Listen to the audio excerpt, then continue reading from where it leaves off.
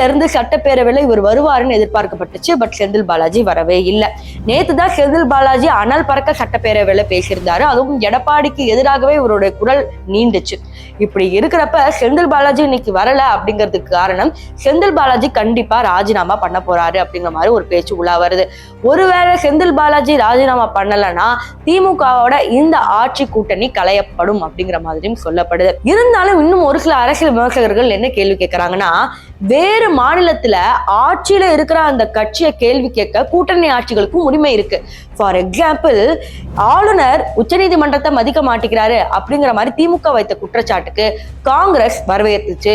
கிட்டத்தட்ட தமிழக மக்கள் எல்லாருமே ஒன்று நின்னாங்க ஸ்டாலின் கூட. ஆனா இப்படி இருக்கிறப்ப இன்னைக்கு செந்தில் பாலாஜி அதே மாதிரி உச்சநீதிமன்றத்தை மதிக்கவே இல்லை. அப்படி இருக்கிறப்ப இவங்களை மட்டும் ஏன் காப்பாற்றணும்? எதுக்கு ஒரு அமைச்சருக்கு இந்த அளவுக்கு முட்டு கொடுத்து காப்பாற்றணும்? காங்கிரஸ் ஏன் இதையே வெளியே பேச மாட்டேங்கிறாங்க? செந்தில் பாலாஜி அமைச்சர் பதவியில வரப்போறாருன்னு தெரிஞ்சோடனே முதல் சீட்ல உட்காந்ததே காங்கிரஸோட மெம்பர்ஸ் தான். இதெல்லாம் பார்க்கும் போது அப்ப எல்லாரும் ஊழல் பண்றாங்க அப்படிங்கிற மாதிரி தான் சந்தேகம் வருது இல்லையா?